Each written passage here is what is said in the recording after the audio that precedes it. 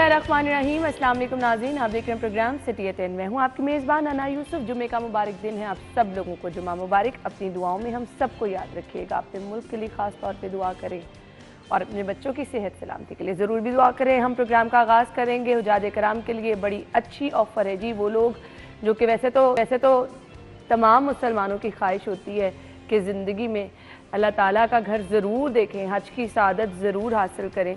जो लोग प्लान कर रहे हैं और पासपोर्ट की रुकावट हाइल है, तो बड़ा ज़बरदस्त ये ऐलान किया गया है जो कि हम आपसे शेयर कर रहे हैं। क्योंकि पिछले दिनों बड़ा इशू चल रहा था कि महीनों भी लग रहे थे और लोगों को 2-2, 3-3 महीने पासपोर्ट के वसूल के लिए लगे। तो वो लोग जो कि परेशान हैं कि उनका पासपोर्ट रीन्यू होना है, पासपोर्ट बनना है, तो उनकी परेशानी अब ख़त्म होगी 24 घंटे में। अगर तो आप हज करना चाहते हैं, हज करने की प्लानिंग करें, आपका पासपोर्ट नहीं है, रीन्यू कराना है, तो 24 घंटे में आपको पासपोर्ट मिल जाएगा। इसके लिए जी मैं आपको बता दूं, डीजी पासपोर्ट की जानिब से ये कहा गया है कि खुसूसी एक डेस्क कायम किया जाए और वो लोग जो कि हज पे जाना चाहते हैं उनके लिए 24 घंटे में ये सहूलत फराहम की जाए। तमाम रीजनल दफातर में स्पेशल काउंटर कायम किए जाएंगे और इस इशू को जो है वो सॉर्ट आउट किया जाएगा। इससे कबल के हम टॉप स्टोरीज की तरफ आए, हमारे सीनियर रिपोर्टर्स हमारे साथ मौजूद है, राउद इरशाद हुसैन साहब, इरफान मलिक साहब। राउद साहब, अच्छी ऑप्शन दी गई है, ज़बरदस्त ऑप्शन है जी। ख़ास तौर पे अब ऐसा तो नहीं होगा कि सब लोग हज का कह के पासपोर्ट धड़ाधड़ बनवाएंगे। कुछ अरसे से बड़ा इशू था, ये बैकलॉग बहुत ज़्यादा था। ख़ास तौर पर जो नॉर्मल फ़ीस वाला पासपोर्ट है, जो आम लोग जो अप्लाई करते हैं और उनको महीनों इंतज़ार करना पड़ता था। फिर उसके बाद इंतज़ार से बचने के लिए फिर जो फास्ट ट्रैक वाली फ़ीस अदा करनी पड़ती थी। इसी तरह से बाकी जो नादरा नहीं, अब ये ना हो ना कि अब आपने तो खैर अल्लाह ताला आपको ज़रूर हज कराए, लेकिन मेरा तो वैसे अभी वैलिडिटी है 27 तक है। अच्छा, नहीं, लेट्स सपोज कि आपको नहीं चाहिए, लेकिन आप इस बहाने से बनवा लें। ये इतनी बड़ी सरदर्द ख़त्म हुई है शहरियों की। एक तो नहीं जी, आप फास्ट ट्रैक में भी 3-4 दिन में आता है, वो 5 दिन लगा देते। जबकि इससे कबल जो सूरत हाल थी, जब से ये हुआ है कि round the clock passport office खुले हैं लाहौर और कराची के, जो कि वफाकी वज़ीर दाखिला मोहसिन नकवी साहब का बड़ा ही एहसन और अवाम दोस्त इक़दाम है। एक तो वो माफिया से जान छूटी, कितारों से लगने में जान छूटी। दूसरा, any time you can come और जाके अपना आप जो पासपोर्ट है वो बनवा सकते हैं। और उसके बाद अब ये हुज्जाज कराम के लिए जो है वो बड़ा ही ज़बरदस्त इक़दाम है। इसकी जितनी तहसीन की जाए कम है, क्योंकि इसमें टाइम बड़ा कम होता है। आपको भी पता है कि बैंक्स जो हैं वो एप्लीकेशंस लेते हैं और अगर उसी टेन्योर में आपने अप्लाई किया और आपका पासपोर्ट ही नहीं आया, तो फिर आपको वो कुरानदाजी का जो हिस्सा बनना होता है आपका पासपोर्ट, शायद उसमें प्रॉब्लम आती है। तो इन सारे इश्यूज से बचाने के लिए, चूँकि हज दरख्वास्तों की वसूली का अमल शुरू किया जा चुका है तमाम बैंक्स की जानिब से, जो 18 बैंक्स हैं वो ये कर रहे हैं, लेकिन उसमें सबसे मैंडेटरी जो एलिमेंट है वो पासपोर्ट का है। और ऑब्वियसली वो पासपोर्ट के लिए, और फिर अगर फौरी तौर पे पासपोर्ट बनता है तो इससे अच्छा कोई इक़दाम मैं समझता हूँ कि हो नहीं सकता। क्योंकि ये वक्त की ज़रूरत थी, शहरियों को बहुत ज़्यादा इन पर मसाइल थे। और इसके साथ साथ ये भी रिक्वेस्ट इसी प्लेटफॉर्म से ज़रूर करना चाहेंगे कि जो नॉर्मल पासपोर्ट है, अगर उसका बैकलॉग है तो उस पर भी डीजी साहब और जो वजारत दाखिला है इस पर थोड़ा फोकस करे, ताकि बैकलॉग भी ख़त्म हो और लोगों को ये सहूलत आसानी से मिले। क्योंकि अभी तो चले जो प्रायोरिटी है उस पर अगर काम हो रहा है तो उसको हम ज़रूर अप्रिशिएट करेंगे। इरफान मलिक साहब, देखिए, इसका ना आपको बैकग्राउंड देखना पड़ेगा।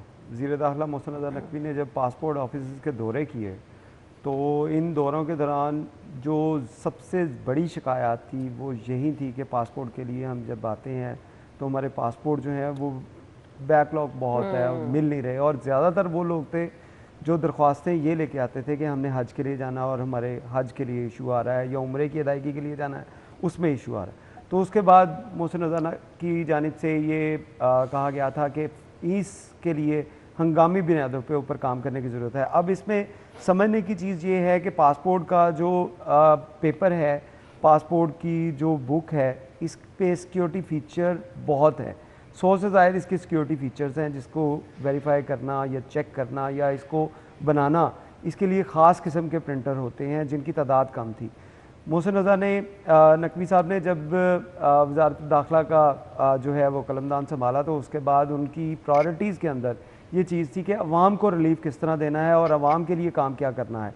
تو اس کے لیے انہوں نے یہ ساری فیزیبلٹی تیار کروائی کہ کس طرح ہم پرنٹرز کی تعداد کو بڑھا سکتے ہیں. اب جیسے آپ دونوں نے بات کی کہ بہت بڑا ایک ایشو تھا کہ کئی ماہ سے پاسپورٹ نہیں آ رہے تھے, وہ اب دیکھیں وہ شکایات آپ کو ختم ہوتی نظر آ رہی ہیں. اور اب یہ جو کیا جا رہا ہے کہ 24 گھنٹے میں پاسپورٹ, اس کے لیے جیسے آپ نے ذکر کیا کہ کیا ہر کوئی اس طرف تو نہیں چلا جائے گا, نہیں ایسا نہیں ہوگا. اس کے لیے جو آپ کا کاؤنٹر ہوگا اس کاؤنٹر کے اوپر آپ کو حج اپلیکیشن اپنی وہ دکھانی پڑے گی اس کے بعد, کیونکہ حج اپلیکیشن کے بعد ہی آپ کو وہ کریں گے. بتانا ضروری نہیں ہے, رحمی جا کے ٹرائی بھی کرنے کی کوشش کرے کہ شاید اسی آڑ میں ہمارا بھی نہیں وہ ہوگا جس کے پاس حج اپلیکیشن ہوگی, وہ حج اپلیکیشن جو سبمٹڈ اپلیکیشن ہے اس کے بعد آپ کو جو ہے وہ 24 گھنٹے میں پاسپورٹ دے گا. اور جو اس کا حج کا ریکوائرمنٹ ہے اس کے اندر پاسپورٹ آپ کے پاس فوری طور پہ لازمی بھی نہیں ہے پروسیس شروع کرنے کے لیے, اس میں آپ اس کا ٹوکن نمبر جو ہے وہ بھی دے دیں تو اس کے اوپر بھی آپ کا پروسیس شروع ہو جاتا ہے. لیکن ایشو یہ تھا کہ وہ پاسپورٹ ملتے نہیں تھے, یہ سب سے بڑا ایشو نہیں. اور 24 گھنٹے تو یقین اب لیکن 24 گھنٹے میں, اور یہ فاسٹ ٹریک سے بھی فاسٹ ہے. فاسٹ ٹریک پہ 5 دن کا وقت ہوتا ہے کہ 5 دن میں آپ کو پاسپورٹ ملے گا. کیوں نہ اس کو سپر فاسٹ کہہ لیا جائے, اس کو سپر فاسٹ یہ موشن سپیڈ ہے, یہ موشن سپیڈ ہے جس انہوں نے دکھایا. انہوں نے کہا 24 گھنٹے میں بھی پاسپورٹ بن سکتا ہے. اس کے لیے ڈیڈیکیٹڈ جو پرنٹر ہیں وہ رکھے جائیں گے جو صرف حج پاسپورٹ جو ہیں اس کو پرنٹ آؤٹ کریں گے, کیونکہ اس کے پرنٹ کے اندر بھی جو اچھا خاصا ٹائم, ایک پاسپورٹ کے پرنٹ کے اندر بھی بہت ٹائم لگ جاتا ہے, کیونکہ اس کے اوپر اگر آپ دیکھیں, اگر آپ دیکھیں چیلنجنگ ٹاسک ہے عرفان, بالکل اس کے اوپر دیکھیں, اس کے اوپر 40 پیج, اگر 40 پیج والا اگر آپ بنوا رہے ہیں, کئی لوگ 100 والا بنواتے ہیں, تو اس میں 40 پیج کے اوپر بھی ہر پیج کے اوپر 80 سے زائد جو ہیں وہ اس کے سیکیورٹی فیچرز ہیں. تو ان کو مد نظر رکھتے ہوئے یہ ساری چیزیں کرنی پڑتی ہیں کہ ہر جو پیپر ہے وہ اوریجنل ہو اور اس کے اوپر سیکیورٹی فیچر مکمل ہوں. تو اس کے لیے وہ خاص قسم کے پرنٹر ڈیڈیکیٹڈ رکھے جائیں گے جو صرف حج پاسپورٹ کے لیے پرنٹ آؤٹ کریں گے. That's really great. اور واقعی یہاں پہ بھی اگر موشن سپیڈ نظر آ رہی ہے تو اس کا فائدہ عوام کو پہنچے گا, کیونکہ پاسپورٹ کا حصول آج کل جو ایشوز چل رہے تھے اگر ان کو دیکھیں تو بڑا مشکل تھا. تو حج پہ جانے کے خواہش مند لوگ پریشان جو ہوں گے کہ بھئی اب ہمارا پاسپورٹ نہیں ہے, تو ان کے لیے نو ڈاؤٹ یہ بہت اچھی اور بہت بڑی خبر ہے کہ آسانی دی جا رہی ہے. جو فاسٹ ٹریک 3 دن میں ملتا ہے, یہاں پر ایکسٹرا سپیڈ موشن سپیڈ کے ساتھ آپ کو وہ صرف اور صرف 1 دن میں مل جائے گا, یعنی 24 گھنٹوں میں. چلیں جی, گڈ لک جو لوگ حج پہ جانا چاہ رہے ہیں ان کے لیے, کیونکہ ایک بڑی مشکل ہے, ایک بڑی رکاوٹ ہوتی ہے پاسپورٹ کا حصول, وہ تو حل ہو گیا. باقی اللہ تعالیٰ آگے بھی آسانیاں پیدا کرے گا انشاءاللہ. بریک کے بعد خبروں کی تفصیلات کی طرف آئیں گے, ہمارے ساتھ ہی رہیے گا.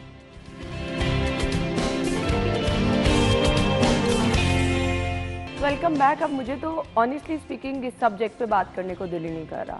مطلب پہلے اسموگ تھی, تمام رکاوٹیں, اسموگ ہے, اب تمام چیزوں میں پھر ہمیں ریلیکسیشن نظر آ رہی ہے. بٹ اب اس سٹوری میں سے کیا نکالنا ہے, سمجھ سے باہر ہے, مجھے سمجھ ہی نہیں آ رہی. صبح دفتر آئے, ٹریفک بھی ہے, اسموگ بھی ہے, اسکول بھی کھل گئے ہیں, اس سے پہلے بھی اسموگ تھی. ایک آدھا دن اللہ تعالیٰ نے کرم کیا تو کچھ کمی لگی تھی جی صبح کے ٹائم خاص طور پہ. تو بس اب کیا, ہفتہ اتوار کو بھی کاروبار ہوگا, ٹائمنگز بھی 10 بجے تک کر دی گئی, پھر ہر طرح سے ریلیکسیشن دی گئی ہے. عرفان ملک صاحب, انا اس کو اگر آپ نے سمجھنا ہے کہ اسموک کے ایشو کے اوپر پنجاب حکومت یا دیگر حکومتوں نے کیا کیا, معذرت غیر سنجیدگی ہے فی الحال, بالکل غیر سنجیدگی ہے, کیونکہ ابھی تک ہم سارے وہ شارٹ ٹرم کام کر رہے ہیں, فوٹو سیشن کر رہے ہیں, ہم نے لانگ ٹرم پلاننگ ابھی تک کوئی نہیں کی. کیا ہم نے جو حکومت نے آن کرنے ہیں ایئر پیوریفائر جیسے چائنا میں کیے گئے وہ لگائے گئے, کیا ہم نے اس کے اوپر کام کیا؟ کیا ہم نے درخت لگانے کا جو منصوبے بنائے ہیں اس کے اوپر کام کیا؟ کچھ بھی نہیں کیا. ہم نے گاڑیاں تبدیل کرنی ہیں, ہم نے فیول سے گاڑیوں کو الیکٹرک کے اوپر لے کے آنا ہے, ہم نے کیا؟ ہم نے کچھ نہیں کیا. دیکھیں ابھی تک جو کچھ ہوا یہ ساری آرٹیفیشل ایکٹیویٹیز تھی, فوٹو سیشن تھا کہ پولیس اور انوائرمنٹ ڈپارٹمنٹ کھڑے ہو کر گاڑیوں کے چلان کر رہے ہیں, 2,000 روپے چلان کر رہے ہیں. حکومت نے اس سے بھی اربوں روپے کما لی. اب دیکھیں کہ ایک دن کے اندر اگر آپ 62 لاکھ روپے کے لاہور میں صرف چلان کر دیں صرف ایک دن میں, تو آپ سوچیں کہ پنجاب میں کیا حالت ہوگی. تو یہ پروفیٹیبل بزنس ہے. انہی پیسوں کو اگر آپ یوٹیلائز کر لیں کہ ہم نے انہی پیسوں سے ایئر پیوریفائی حکومت آن کرے گی, بڑے بڑے 6 منزلہ جو ایئر پیوریفائی ہیں وہ حکومت بنائے گی, لگائے گی, اس کے اوپر کام کرے تو چلے سمجھ آتی ہے. لیکن یہ پیسہ جو اکٹھا کیا جا رہا ہے لوگوں کی جیبوں سے چلان کر کے, یہ کسی کام نہیں آ رہا, یہ حکومت کے خزانے میں جا رہا ہے. پھر اس کے بعد کیا ہم نے درختوں کے اوپر کام کیا؟ کہ ہم نے اپنی درختوں کے لیے خزانے میں جا رہا ہے اور واپس گاڑیوں میں پیٹرول ڈلوا کے ڈیفینیٹلی وہ تو چیزیں چلیں گی. دیکھیں لیکن بات یہ ہے کہ حکومت کی طرف سے کوئی سنجیدگی جو ہے وہ اس کے اوپر نہیں دکھائی جا رہی. انوائرمنٹ کے لیے جو ہم نے ایک کمیشن بنایا عدالتی کمیشن, اس کے اندر جب رپورٹس دی جاتی ہیں کہ ہم نے اتنی گاڑیاں بند کر دی دھواں چھوڑنے والی, ہم نے اتنا کچھ کر دیا, ہم نے اتنی, یہ جتنا بھی ان کی کیلکولیشن اگر آپ کر لیں تو آپ کو لاہور میں کوئی گاڑی نظر نہ آئے, آپ کو کوئی بائک نظر نہ آئے, آپ کو کوئی فیکٹری نظر نہ آئے, لیکن ابھی بھی آپ سڑک کے اوپر آپ کو ٹریفک کس طرح نظر آتی ہے. اس کا مطلب ہے کہ یہ وہی چھوٹے موٹے چلان ہیں جو چلان کیے جاتے ہیں, حکومت اپنی جیب میں پیسے ڈالتی ہے, فیکٹری سیل کرتی ہے, اس کے پیسے اپنی جیب میں ڈالتی ہے, اور وہ کام ویسے کا ویسا ہی ہو رہا ہے. اسموک کے اندر جو آپ نے کہا کہ 2 دن جو ہمیں ریلیکس ملا, وہ اللہ کی طرف سے جو ہے ہواؤں کا رخ تبدیل ہوا تو معاملہ ٹھیک ہوا ہے. اب ہواؤں کے رخ تبدیل کیسے ہوں گے, اس کے لیے بھی آپ کو پورا ایک سبجیکٹ ہے. یہ جن کا سبجیکٹ ہے نا, یقین مانیں وہ کچھ نہیں بتا رہے ہیں, ان کو کچھ پتہ ہی نہیں ہے. ڈیفینیٹلی کیوں نہیں ان کو پتا, وہ اس وجہ سے نہیں پتا کہ اس کے اوپر کام کرنا پڑنا ہے. اس کے لیے آپ دیکھیں, آپ کے پاس ایک ایگزامپل ہے, ریسنٹلی آپ کے قطر کے اندر فٹ بال کا میچ ہوا. اس میچ کی پلاننگ کے لیے 3 سال کے اندر انہوں نے اپنا ٹمپریچر جو ہے اس کے اندر 5 ڈگری انہوں نے جو کمی لے کے آگے. قطر جیسا ملک جو ریگستان ہے, ڈیزرٹ ہے, وہاں پہ اگر پلانٹیشن کر کے وہ 5 ڈگری اپنا ٹمپریچر کم کر سکتے ہیں, گاڑیوں کو الیکٹرک کے اوپر لے کے جا سکتے ہیں, جو دھواں چھوڑنے والی فیکٹریز ہیں ان کو جو ہے متبادل ریسورسز کے اوپر چلا سکتے ہیں, تو ہم کیوں نہیں کر سکتے؟ ہم صرف باتیں کر سکتے ہیں. ہم آئے روز انوائرمنٹ کی منسٹر ہمیں نظر آتی ہیں, وہ پریس کانفرنس کر رہی ہوتی ہیں کہ ہم نے یہ کر دیا, ہم نے وہ کر دیا.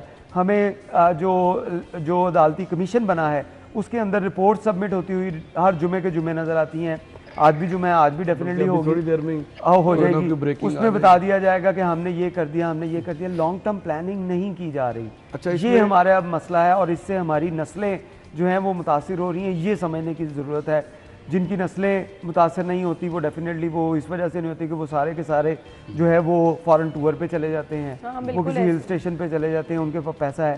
ہم لوگ غریب آدمی جو یہاں پہ رہ رہا ہے, ہم 2 دن صحیح, تیسرے دن پھر گلا کر آپ یہ ایشو چل رہا ہے. وہ ان کے ایشوز, ان سے ریلیٹڈ یہ مسئلہ ہے, اس کو سمجھنے کی بھی ضرورت ہے. آپ جو بات کر رہے تھے کہ اب اس پر بات کرنے کو بھی ظاہر ہے اتنی گفتگو اس پر ہو چکی ہے.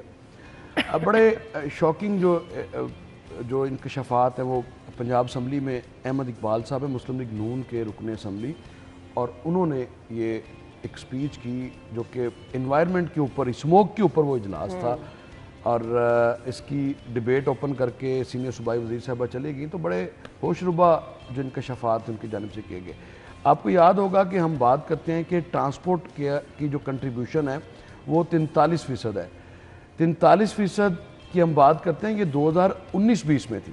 یہ 4 سال پہلے بتایا گیا تھا. آج جو کنٹریبیوشن ہے وہ 83% ہے. یعنی 83% آپ کی ہر طرح کی ٹرانسپورٹ ہے. اور آپ کے لاہور شہر میں جو فیول استعمال کیا جا رہا ہے وہ 42 سے 44 لاکھ لیٹر فیول ڈیلی استعمال ہوتا ہے, جن میں سے تقریباً 28 لاکھ لیٹر پیٹرول ہے, اور اسی طرح سے 14 سے 15 لاکھ لیٹر جو ڈیزل ہے وہ استعمال ہوتا ہے. اب ہم بھی دیکھتے ہیں, آپ بھی دیکھتے ہیں, ہر جگہ پہ لاہور شہر میں 423 بنیادی طور پر فلنگ سٹیشنز ہیں, اور فلنگ سٹیشن سے پیٹرول آ کہاں سے رہا ہے اس کا کسی کو کچھ علم نہیں ہے. ایون دین کہ آپ ہائی آکٹین بھی ڈلوائیں گے پیٹرول شیل سے یا بڑی جو کمپنیز ہیں, آپ کو رنگ برنگی کمپنیز جو ہیں وہ نظر آتی ہیں مختلف. اس پر کوئی فوکس ہی نہیں ہے. اور آپ دیکھیے کہ عرفان صاحب, حیران کن بات یہ ہے کہ 10 سال سے ایک ڈیکیڈ گزر گیا ہمیں اسموک کا سامنا کرتے ہوئے, اور ہمیں یہ سنتے ہوئے ایک 10 سال کا عرصہ گزر گیا کہ ہماری 10 سال کی جو ایج ہے وہ کم کر رہا ہے یہ اسموک. لیکن اس کے لیے, اس کے متبادل کے طور پہ ہم نے کیا نہ کچھ کیا, اور نہ بدقسمتی یہ ہے کہ پہلی مرتبہ پاکستان لاہور میں پہلی مرتبہ جو گاڑیوں سے امیشن نکلتا ہے اس کو چیک کرنے کے لیے آپ کے پاس آلات ہی نہیں تھے. پہلی مرتبہ اس گورنمنٹ نے یہ ہمت کی ہے, اور وہ جو گیس امیشن انالائزرز ہیں وہ 20 خریدے ہیں ابھی, صرف 20, پورے لاہور جو کہ پورے لاہور میں. اب تو ملتان گاڑیوں ناروال, آپ کا قصور, آپ کا गुजरांवाला, आपका फैसलाबाद, अब तो स्मोक जो है वो आपकी ये सारे रहीम यार खान इस साल तो वहाँ पर अच्छा, हुकूमत ये दावा करती है, मौजूदा पंजाब हुकूमत ये दावा करती है कि ये वो वाहिद हुकूमत है जिसने मार्च से आते ही स्मोक पर जो स्मोक के हवाले से इकदामात करना शुरू किए और लॉन्ग टर्म भी और शॉर्ट टर्म ही 10 साला प्लान जो है वो बनाया हुआ है। अब मुझे बताएं कि जो इस मरतबा हमने स्मोक की सूरत हाल देखी है, क्या प्रीवियस ईयर की इसकी कोई मिसाल मिलती है? क्या AIQ लेवल हमारा जो था इसका एयर क्वालिटी इंडेक्स का, क्या ये कभी हमने सुना था कि 1000 से ऊपर गया है? 500 700 अल्हम्दुलिल्लाह 3000 को टच किया ये 3000 तक भी पहुंचा है। इवन देन के बड़ी इंटरेस्टिंग बात है, खुद सूबाई वजीरे माहौलियात मरियम औरंगजेब साहिबा के कमरे में जो कमरे में भी एक दिन जो एयर प्योरीफायर लगने के बावजूद 500 था स्कोर उसका स्मोक का। आप अंदाजा लगाएं। तो ऐसे हालात हैं। अब जो बात आप कर रहे हैं कि शायद जो फैसला साज हैं उनके लिए हिल स्टेशन भी हैं, उनके लिए स्विट्जरलैंड की ज़बरदस्त हवाएं भी हैं, ताज़ा हवाएं भी हैं, लेकिन ये आपको एक दफ़ा ये फैसला करना है। जो नोटिफिकेशन की आप कौन से फैसले कर रहे हैं, कब कर रहे हैं, कारोबार खोलने की जो आप बात कर रहे हैं, वो इसीलिए कल एक एम्बिग्यूटी थी जो गवर्नमेंट ने, शुक्रिया गवर्नमेंट का कि उसने ये एम्बिग्यूटी दूर कर दी, क्योंकि जो प्रीवियस वीक नोटिफिकेशन जारी किया गया था वो इंटैक्ट था कि लॉकडाउन लगेगा। कल इस हवाले से खबरें भी दी, मैंने भी ये स्टोरी की, तो फिर उसके बाद ये एक नोटिफिकेशन जारी हुआ कि अब जी रिलैक्स कर रहे हैं इसमें। अब चलिए लोगों को मुझे अगर कुछ ऐड करना चाह रहे तो प्लीज। मैं ये कह रहा हूँ कि लोगों को भी ख्याल करना चाहिए। नो डाउट, तो सबसे ज्यादा ये सिर्फ हुकूमत पे ना छोड़े, खुद भी इसके ऊपर करें। अगर किसी की बाइक से धुआं निकल रहा है तो वो ये ना सोचे कि इससे मैं इफेक्ट नहीं हो रहा, मेरा क्या हो रहा है, इससे क्या होगा। इससे बहुत कुछ होता है। मैं आज भी जब ऑफिस आ रहा था तो मैंने कई ऐसी गाड़ियां, मोटरसाइकिलें, रिक्शे वो देखे जो धुआं छोड़ रहे हैं और वो सड़कों पे 13 से 15 लाख गाड़ियां हैं और 18 लाख मोटरसाइकिल और मोटरसाइकिलों को ठीक करने के लिए अगर किसी ने मोटरसाइकिल अपनी ठीक करवानी है उसका, तो उसका 1500-2000 रुपया लगेगा। 700 700 उसका जो फिल्टर, ये चीजें अगर वो 700 रुपए में करवा ले तो बाकी लोगों के बच्चे और उसके अपने बच्चे बच सकते हैं। प्लीज आप भी प्लीज अपना किरदार अदा करें। अच्छा जी, पंजाब में कोई भी तैनाती सिफारिश पर नहीं, मरियम साहिबा ही कहती हैं, सीएम साहिबा कहती हैं। सुपरमैन हमने सुना था, ये सुपर सीएम भी हो गई। अच्छा, ये कल बड़ी इंटरेस्टिंग जो बात हुई है, ये नेशनल सिक्योरिटी वर्कशॉप का एक डेलीगेशन था जिसमें 46 है गालिबन ये, तो मुलाकात की इस डेलीगेशन ने वज़ीर आला से, और वज़ीर आला पंजाब ने जो अब तक के उनके इनिशिएटिव्स थे, वो किसान कार्ड हो, हेल्थ के हवाले से, जो व्हील क्लिनिक के हवाले से, फिर फील्ड हॉस्पिटल्स के हवाले से, नए हस्पताल कितने बन रहे हैं, इंफ्रास्ट्रक्चर के क्या कौन कौन से जो प्रोजेक्ट्स हैं, वो 5 एक्सप्रेस वेज सूबे में मुख्तलिफ बड़े शहरों को कनेक्ट करने के लिए वो बना रहे हैं। तो इसी तरह से मुख्तलिफ जो प्रोजेक्ट से इनिशिएटिव थे वज़ीर आला पंजाब के, कैंसर अस्पताल के हवाले से जो कि पहला बन जा रहा है, फिर PIC2 और इस तरह के वो जो प्रोजेक्ट ये करने जा रहे हैं, इवन दैन के वो जहेज़ के हवाले से जो धीरानी प्रोग्राम है या जो ज़राअत की तरक्की के लिए जो प्रोग्राम है, वो सारे जब शेयर कर रहे थे तो उस पर फिर जवाब में कुछ जो ऑफिसर्स थे, जो इनको नौमलूद ऑफिसर्स कहेंगे, अभी ज्वाइन करेंगे जब, तो उनकी जानिब से फिर वज़ीर आला पंजाब को ये सुपर CM का खिताब भी दिया गया और इसमें मुसरत का इजहार भी किया गया कि एटलीस्ट कुछ जो है वो हो तो रहा है, लेकिन बहुत कुछ करने की ज़रूरत है। अब जो सिफारिश की आप बात कर रही हैं उसमें ठहराव तो ज़रूर आया है। मैं आपसे पूछने वाली थी, वाकई मानने वाली बात है? ठहराव तो ज़रूर आया है और इस पे अरकान असम्बली जो हैं उनके जब डेरों पे हम बैठे भी होते हैं उनके दफातर में, तो वहाँ पर ये बहुत ज़्यादा गुफ्तगू होती है कि उनकी बात जो है वो सुनी नहीं जा रही। ना CCPO लाहौर उनको लिफ्ट कराते हैं, ना IG पंजाब उनको लिफ्ट कराते हैं, ना चीफ सेक्रेटरी लिफ्ट कराते हैं। इवन दैन के किसी सेक्रेटरी के पास भी वो जाएं तो उनको वो उस तरह से, असल में ट्रांसफ़र पोस्टिंग का जो मामला था, अगर माजी करीब में हम देखें तो ये बहुत ज़्यादा कंट्रोवर्शियल रहा है। और वज़ीर आला जो हाउस था, ये पिछले 4-5 साल हमने देखा है कि जो तजर्बात हैं, यानी 5 दिन के बाद कमिश्नर तब्दील, 15 दिन के बाद DC तब्दील, और फिर DPOs, DCs, असिस्टेंट कमिश्नर्स, उनके जो तबादले थे, ये समझ से बालातर थे कि क्यों इस तरह से। वो बाद में जब स्टोरीज आई हैं आपके सामने कि जाएं और ऑक्शन होती थी बाकायदा, और ऑक्शन में तो इस सिस्टम को रोका गया है वक्ती तौर पे। अब ये देखिए कितना अर्सा ये कंटिन्यू रहता है। अना मैं तो ये समझता हूँ सुपर सीएम तो ठीक है बात, लेकिन ये जो बात है कि पंजाब में कोई सिफारिश के ऊपर तैनाती नहीं हो रही, आप लोगों की तैनाती या आपके आसपास के जो लोग हैं वो किसकी सिफारिश के ऊपर हैं ये सारी दुनिया को पता है। ठीक है, आप वो बात सही है कि आपकी सिफारिश तगड़ी होनी चाहिए। हाँ। अगर आपकी सिफारिश एक एमएनए है, एक एमपीए है, वो आपकी सिफारिश मिसाल के तौर पे मुआवने एक सूची बनाए, आपने आपको सिफारिश ऐसी चाहिए या वो जो है वो आपसे ऊपर हो या आप उनकी वजह से बैठे हों, तो ये आपका सिफारिश का जो है वो क्राइटेरिया है कि ये वो लोग सिफारिश करेंगे तो आप उनकी सिफारिश पे अपने आसपास के लोग उनको भी भर्ती कर लेंगे। लेकिन अगर एमएनए एमपीए वो जाके कहता है कि मेरा पटवारी लगा दे, मेरे एरिया में ये पटवारी करप्शन कर रहा है, एसएचओ लगा दे, इसको अच्छा आदमी लगा दें, उसकी नहीं सुनी जाएगी। वो कहेंगे कि भाई नहीं सॉरी, सारा कुछ सिफारिश पे नहीं हो रहा, सारा कुछ मेरिट पे हो रहा है। जो खुद लोग सिफारिश पे ऊपर लगे हैं, जो लोग खुद सिफारिश पे ऊपर लगे हैं, वो नीचे मेरिट को जो है वो करवा रहे हैं। तो उसके बाद आप भर्तियों में तो वैसे पाबंदी है फिलहाल तो मुख्तलिफ डिपार्टमेंट्स में जहाँ पर ज़रूरत है वहाँ पे हो रही है। मिसाल के तौर पे अभी रिसेंटली जो पंजाब असम्बली का इजलास था तो उसमें हायर एजुकेशन के हवाले से जो सवालात थे, ये बेसिकली सवालात जो है वो ये ऐसा नहीं होता कि आज अगर सवालात जमा कराए हैं तो उसका कल के इजलास में जवाब आ जाएगा। इसमें टाइम टेकिंग होता है, 3-4 माह भी लग जाते हैं। तो बड़ी वो मेरे सामने जब वो एजेंडा आया तो एजेंडे में वो सवालात थे।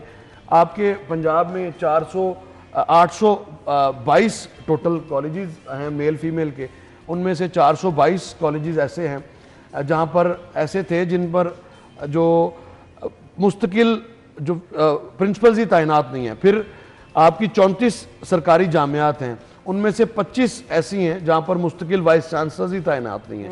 तो आपके स्कूल्स ऐसे हैं जिसके अंदर टीचर मुकम्मल नहीं है, टीचर आपकी लाखों टीचर्स की खाली पड़ी हैं। तो इस तरह अब पता ये चला कि उस हवाले से पता ये चला कि चूंकि सीएम ने ये समरी अप्रूव की और उसके बाद वो जहां पर जरूरत है यानी हस्बे जरूरत पाबंदी जो है वो उठा ली जाती है, जरूरत लगा दी जाती है। और अभी जो नया महकमा ये regulatory Punjab enforcement regulatory authority बना, इसमें 500-600 लोगों की भर्ती है। तो इसको पीपीएससी की तरफ कर दिया गया, तमाम भर्तियां जो होंगे पीपीएससी से करवा लें। तो भर्तियां तकरीबन सारी पीपीएससी से होनी भी वहीं से चाहिए, होनी भी आपके पास एक प्लेटफॉर्म है, और उसमें आप टेस्ट दें, उसमें बड़ी हद जो एलिजिबल हो वो आके भर्ती, बड़ी हद तक जो सिफारशी कल्चर है उसका खात्मा डेफिनेटली बड़ी हद तक अगर ये है तो। और सुपर सीएम अगर इसी तरह से काम करते रहे तो हम भी जरूर अप्रिशिएट कर रहे हैं और करते भी रहेंगे। ब्रेक के बाद आपको ज्वाइन करेंगे, स्टे विद अस।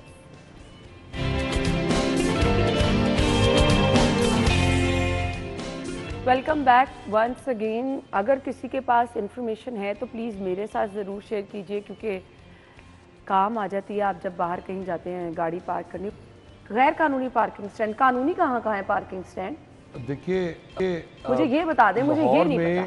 लाहौर में कोई जो मुझे राव से पहले गैर कानूनी और कानूनी की कोई वो है डिफाइन कर, हाँ मुझे बता दे किधर किधर कानूनी है किधर, मुझे तो सारी गैर कानूनी। लाहौर में मजमूई तौर वो पर्चियां देखकर सारे कानूनी लगते हैं। 223-225 के करीब ऐसे पार्किंग स्टैंड्स हैं जो कि लेजिटिमेट हैं, जो कि डेजिग्नेटेड पार्किंग एरियाज हैं। मिसाल के तौर पे मैं आपको मिसाल के तौर पे अगर आप अपने घर इस तरफ से जाएं पीको रोड से तो आपको क्रीम ब्लॉक की मार्केट नजर आएगी। उसके सारा वो एरिया जो उसके प्लाजों के आगे है। लेकिन बात वो कहते हैं मुख्तारिया गल वध गई, वो बात वहाँ तक नहीं है, वो सारी ट्रैफिक चौक होती है उसकी वजह से, क्योंकि सड़क पर भी गाड़ियाँ जो है वो लगाई, वो गैर कानूनी है। वही मैं पूछ रही थी, वो डेजिग्नेटेड एरिया में। अच्छा, ये कानूनी पार्किंग स्टैंड वालों के पास भी वही पर्ची और गैर कानूनी वो कहाँ से ले रहे हैं? अब पर्चियाँ तो ऑब्वियसली वो आप उर्दू बाजार से आपको चाहिए तो आपको 3-4 बुक्स आप भी अपने आप भी तो ये बड़ा आसान काम है। किसी जगह के ऊपर भी आपको लगता है कि ये जगह जो है वो खाली पड़ी है, वहाँ पे आप पार्किंग स्टैंड बना लें। अच्छा। और ये सारे पर्ची ले आए। और अगर आपने जो ली पार्क कंपनी या सिटी डिस्ट्रिक्ट गवर्नमेंट के लोगों के साथ मिल लिया है तो वो आपकी जगह जो है वो कानूनी पार्किंग स्टैंड बन जाएगा। और उसके ऊपर आप गाड़ियाँ सड़क के ऊपर खड़ी करें, आप जहाँ पे दिल करे आपका लगा दें, वो आपको कोई नहीं पूछेगा। اگر ہم صرف قانونی پارکنگ سٹینڈز کی بات کریں جو راؤ صاحب نے ذکر کیا کہ 225 کے قریب جو ہے وہ لاہور کے اندر پوائنٹ جو لی پارک کمپنی کو دیے گئے اور یہ قانونی جن کو ڈکلیئر کیا گیا، انہی کی صورتحال اگر آپ دیکھ لیں، جس جگہ کی انہوں نے پوائنٹیشن، جس جگہ پہ انہوں نے پوائنٹیشن کی اس کی کہ کریم بلاک مارکیٹ وہ علاقہ جو ہے وہاں سے سارا ایریا پارکنگ بنا ہوا وہ اس علاقے سے مجھے وہی نا گلیوں کے علاوہ پارکنگ سٹینڈ بنانے کا مقصد کیا ہوتا ہے کہ آپ کی پارکنگ جو ہے وہ غیر ضروری طور پہ سڑک کے اوپر نہ آئے اور جو گاڑیاں ہیں رکاوٹیں وہ ایک سٹریم لائن ہو کے کھڑی ہوں اور لوگوں کو سہولت فراہم کی جائے تاکہ ٹریفک ہرڈلز نہ کریٹ ہوں. لیکن جس پوائنٹ کے اوپر جس پوائنٹ کے اوپر بھی جس جگہ کے اوپر بھی لی پارک کمپنی کی پارکنگ سٹینڈز ہیں وہاں پہ آپ کو نظر آئے گا کہ وہاں پہ ٹریفک ہر وقت پھنسی رہتی ہے. یہ صرف سنڈے نہیں ہے، کسی وقت بھی آپ ان پوائنٹس کے اوپر جو یہ ڈیزگنیٹڈ بتائے گئے ہیں ان کے اوپر آپ چلیں تو آپ کو نظر آئے گا. ڈیزگنیٹڈ پارکنگ پوائنٹ بھی وہاں تک محدود نہیں ہے، اگر یہاں تک ایک ڈرا لائن ہے تو وہاں تک یہی میں بتا رہا ہوں کہ جب آپ کو پارکنگ کمپنی کے لوگوں نے جو وہاں پہ اوور چارج کرنا ہے آپ سے 30 روپے گاڑی کے لینے کی بجائے آپ کو کہنا ہے کہ 100 روپیہ دیں، 50 روپیہ دیں، جتنے سارے پلازوں میں دے دیں، تو سارے پلازوں میں 100 اس کے بعد وہ سڑک کے اوپر گاڑی کھڑی کرے، وہ کسی گلی میں گاڑی کھڑی کرے تو پھر تو اس نے پیسے تو اپنے حساب سے لینے ہیں. مین بولیوارڈ کے سارے پلازوں میں اب آپ دیکھیں کہ کسی بھی جگہ کے اوپر جو ڈیزگنیٹڈ پارکنگ سٹینڈز ہیں اس کے اوپر آپ کو پتا ہے کہ یہاں پہ 300 موٹر سائیکل کھڑی ہو سکتی ہے، 500 گاڑی کھڑی ہو سکتی ہے. کیا کبھی گورنمنٹ کی طرف سے یہ جو پارکنگ سٹینڈ جو کمپنی بنائی گئی ہے یہ کمپنی نے یہ کبھی اس کا آڈٹ کیا کہ اس جگہ کے اوپر 300 گاڑی کھڑی ہونی تھی، اس جگہ کی گاڑی کی جو ٹکٹنگ ہے جو وہ 2000 کی کیسے ہوگی؟ یہ کبھی انہوں نے کیا، لیکن کیونکہ وہ 2000 کے پیسے آ رہے ہیں تو اس وجہ سے وہ سب جائے. عرفان صاحب میں آپ کو تھوڑا سا بتاؤں، یہ جب 2012-13 میں جب یہ کمپنی بنائی گئی تھی اس کا آبجیکٹیو پیسے کمانا تو تھا ہی نہیں نا. لاہور پارکنگ کمپنی کا آبجیکٹیو تو یہ تھا ہی نہیں. یہ بنائی اس لیے گئی تھی استنبول کی طرز پر کہ ایک پارکنگ کا میکنزم بنائے گی اور شہر میں جو بے ہنگم ٹریفک ہے یا جو بہت سارے ایسے پوائنٹس ہیں، مثال کے طور پہ اگر لوور مال پر آپ جائیں تو وہاں پر جو وکلا کی سرپرستی میں صرف ایک لائن بڑی مشکل سے آپ کو، اور وہ پیچ سیکریٹریٹ سے جو وہ کچہری تک کا پیچ ہے وہ گزارنے کے لیے آپ کو لگتا ہے کہ آپ نے کوئی کسی محاذ پر ہیں آپ.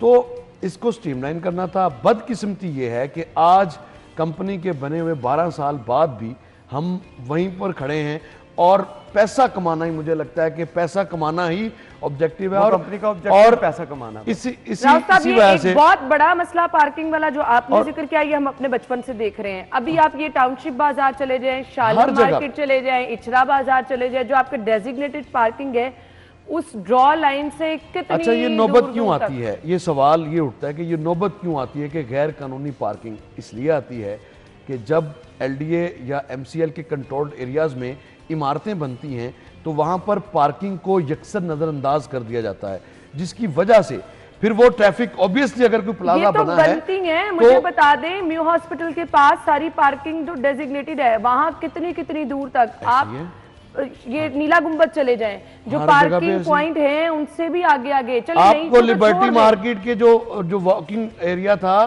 پیڈسٹرین کے لیے جو ایریا تھا وہ بھی سارا، میں ڈے بیفور یسٹرڈے وہاں پہ گیا تو وہ سارا ایریا وہ بھی پارکنگ بنی ہوئی تھی ساری، اور گاڑیوں کی اتنی تعداد وہاں پہ یقین کریں کہ کوئی گاڑی پارکنگ کے لیے جگہ ہی نہیں. اور اس کے بعد پتہ یہ چلتا ہے، حیران کن بات یہ ہے کہ گاڑی کھڑی کرنے کے لیے کہیں پر جگہ نہیں ہے، ہر چیز اوور لوڈڈ ہے، لیکن کمپنی خسارے میں. ہاں صحیح بات ہے، کمپنی خسارے میں. اور کمپنی نے جو لاہور پارکنگ کمپنی ہے اس نے ایم سی ایل کو شیئر دینا ہوتا ہے جس نے اس کو سائٹس دی ہیں، تو وہ 73 یا 75 کروڑ کی، یہ ریسنٹلی خبر کوئی دے رہا تھا، شاید بسام کی سٹوری تھی کہ 73 یا 75 کروڑ کی نادہندہ ہے، وہ پیسے نہیں دیے جو دینے چاہیے تھے، اور آپ کو سائٹس دی ہیں اتنی زیادہ ایم سی ایل نے. اور انٹرسٹنگ بات یہ کہ کمپنی بننے سے پہلے اتنے ایشوز بھی نہیں تھے جتنے آج. اب مجھے یہ بتا دیں، یہ خبر کے مطابق یہ کہا گیا، خبر کے مطابق نہیں، ہم خود اس کے گواہ بھی ہیں، آپ کے جو فٹ پاتھ ہیں اس پہ بھی پارکنگ کرا رہی ہیں، بائک، سائیکل، مطلب یہ چیزیں کیمروں سے بھی کسی کو وہ مل چیزیں تو ہوں گی جب آپ کے جو ماڈل بازار ہیں یہ ایل او ایس کے اوپر آپ نے ایک بڑا خوبصورت روڈ بنایا اور اس روڈ کے ساتھ پارک وہ فٹ پاتھ بھی تھا. اس فٹ پاتھ کے اوپر اگر آپ حکومت جو ہے وہ ریڈی بازار ماڈل بازار ریڈی بازار کے اوپر میڈم مریم نواز کی پنجاب حکومت کی بڑی بڑی تصویریں لگا کے ان فٹ پاتھ کو پکے آپ جو ہے وہ تجاوزات کروا دیں گے, ڈکلیئر ہی کر دیا تو پھر جو ہے وہ اگر کسی اور جگہ کے اوپر کسی اور نے پارکنگ کر لی تو اس کو آپ جو ہے وہ مورد الزام نہیں ٹھہرا سکتے. آپ سیٹرڈے سنڈے کو دیکھ لیں, معمول ہے ہر علاقے میں نا, آپ مین روڈز پہ چلے جائیں, شادمان چلے جائیں, آپ ادھر چلے جائیں شاہ فرید والی سائڈ پہ, جتنے بھی آپ کے یہ فٹ پاتھ ہے وہاں پر سارے فروٹس والے, سبزیوں والے. دیکھیں اب اس ریڈیوں کے بارے میں اگر جتنی ریڈیاں اگر یہ صرف فٹ پاتھ پہ بھی رہے نا تو چلو بات سمجھ آتی ہے. یہ سڑک کے اوپر آ جائے. نہیں نا, آپ فٹ پاتھ پہ بھی رہتے, گاڑیاں رکتی ہیں خرید و فروخت کے لیے, پیچھے ٹریفک کی لمبی لائنیں لگ جاتی ہیں. کیسے آپ کہہ رہے ہیں؟ وہ بات بھی آپ کی بالکل بجا ہے. اور ڈی سی لاہور کہتے ہیں کہ جی سب زبردست ہے, جب بھی کسی نے زبردست ہے, ہم نے تو بڑے اقدامات کر دیے, آپ کو ایک انکروچمنٹ ڈرائیو بڑی ہماری سپر فٹ جا رہی ہے. ابھی آج وزیر اعظم ضلع انتظامیہ کے دعوے نہیں ختم ہوتے. جو سب سے مصروف ترین روڈ ہے آپ کا داتا دربار, وہاں پہ آپ وزٹ کروا لیں, وزیر اعظم پاکستان کا اناؤنس کر دیں کہ وہاں پہ وزیر اعظم پاکستان کا آج روٹ ہے, انہوں نے وہاں پہ وزٹ کرنا ہے داتا دربار میں, تو آپ دیکھیے گا کہ اس کے آس پاس کے علاقوں میں جتنی ریڑیاں لگی ہیں وہ ساری کی ساری غائب ہو جائیں گی, وہ ساری کی ساری غائب ہو جائیں گی. آپ کو روڈ بھی کشادہ نظر آئے گا, آپ کو داتا دربار کے سامنے روڈ کشادہ نظر آئے گا, آپ کو لگے گا کہ یہ پتہ نہیں آپ نے شہر کی سڑکیں دیکھنی ہو تو سنڈے کو دیکھ لیں. اب سنڈے کو نہیں راؤ صاحب, بات یہ ہے کہ یہ کون لوگ ان کو لے کے آتے ہیں, ان کو بتاتے ہیں کہ آج وزیر اعظم کا روٹ ہے, آپ نے یہاں پہ ریڈی کھڑی نہیں کرنی, آج یہاں پہ فلان سیلیبریٹی نہیں آنا ہے, آپ نے یہاں پہ سڑک کے اوپر نہیں آنا, آج یہاں پہ ایم سی ایل نے چیکنگ کرنے کے لیے آنا ہے, آپ پلیز یہاں پہ ریڈی نہ کھڑی کرے گا, وہ نہیں کھڑی کرے گا, کیونکہ یہ سارے کے سارے لوگ تمام ریڈی بان, یہ شرطیہ بات ہے کہ یہ سارے کے سارے لوگ پیسے دیتے ہیں, کمپرومائز نہیں رہا بس پھر یہ ہوتا چلے گا تو ٹریفک بھی ایسے ہی رہے گی, مسائل بھی یہی رہیں گے, اور پھر قبضہ مافیا ایسے ہی قبضہ کرتا رہے گا. وہ لوگ تو پیسے دیتے ہیں اور اپنا کام کرتے ہیں, ان بیچاروں کا کیا قصور ہے, لیکن یہ اوپر سے معاملہ ٹھیک کرنے کی ضرورت ہے. آپ لوگوں کے وقت کا بہت بہت شکریہ. بریک کے بعد جوائن کریں گے آپ ہیڈ لائنز جانیں, پھر واپس آئیں گے شو میں. ناظرین, قرآن پاک آخری آسمانی کتاب, زندگی کے کسی بھی مسئلے سے متعلق آپ کو انفارمیشن چاہیے, رہنمائی چاہیے, دل میں بے چینی ہے, کسی مسئلے کا کوئی حل نظر نہیں آ رہا, تو یہ قرآن پاک وہ کتاب ہے جس میں ہر طرح کے مسائل کا حل بھی ہے, ہر طرح سے آپ کے لیے رہنمائی بھی ہے, اور بہت ہی روشن قسم کی آپ کے لیے راستے بھی بتائے گئے ہیں. اگر آپ کو کسی مسئلے میں کوئی رائے چاہیے تو ہر طرح کی رائے بھی آپ کو یہاں سے مل رہی ہے. مختلف قرآن پاک کی سورتوں میں ہر طرح سے آپ کی رہنمائی کی گئی ہے. آج ہم سورہ کہف کے بارے میں جو ہے وہ گفتگو کریں گے, اس کے فضائل کیا ہیں. سب سے پہلے عمومی ہم نے یہ لوگوں سے سنا ہے کہ جمعے کے دن اگر اس کی تلاوت کریں تو اس کا بہت زیادہ ثواب ہے. تو جمعے کے دن اس کی تلاوت کرنے کا طریقہ کار کیا ہے, بہترین وقت کیا ہے, اور اس کا ثواب کیا ہے, اور اس سورہ کے ذریعے کون سا پیغام جو ہے وہ انسانیت تک پہنچایا جا رہا ہے, مسلمانوں تک پہنچایا جا رہا ہے. ہمارے ساتھ ہمارے مذہبی اسکالر موجود ہیں, علامہ احسن اویس صاحب, حسن محمود جماعتی صاحب. اپنے مہمانوں کو خوش آمدید کہیں گے. وعلیکم السلام. بہت بہت شکریہ. علامہ احسن صاحب, آپ سے آغاز کر رہے ہیں, آج کے ٹاپک کے بارے میں کیا کہنا چاہیں گے؟ سب سے پہلے سورۃ الکہف, یہ قرآن مجید کی 18ویں سورہ ہے, 18 نمبر, اور 15 اور 16 15 اور 16 چیپٹر پارہ کو یہ کنکلوڈ کرتی ہے, اور آیات کے اعتبار سے اس میں 110 آیات ہیں, 1570 کلمات. اور اس کا جو سبب نزول ہے, یعنی یہ نازل کیوں ہوئی, اصل میں کفار مکہ نے تاجدار کائنات صلی اللہ علیہ وسلم نے جب اپنی تبلیغ رسالت کا پیغام اور توحید کے پیغام کو عام کرنا شروع کیا, تو اب ان کو کوئی اور چیزیں میسر نہیں آ رہی تھی جس سے ان کا انکاؤنٹر کر سکے. انہوں نے 2 بندے اپنے بھیجے, نضر بن حارث اور عقبہ بن ابی معیط. ان دونوں کو بھیجا علماء یہود کی طرف, وہ اہل کتاب تھے, ریویلڈ ریلیجن والے تھے. تو ان کے پاس بھیجا کہ آپ کیا کہتے ہیں, ہمارے پاس ایک شخصیت نے نبوت اور رسالت کا دعویٰ کیا ہے, تو آپ کی کتابیں کیا کہتی ہیں کہ ہم ان سے کیا پوچھیں جس سے یہ باتیں پتہ لگے کہ واقعی وہ سچے نبی ہیں یا اس کے برعکس ہیں.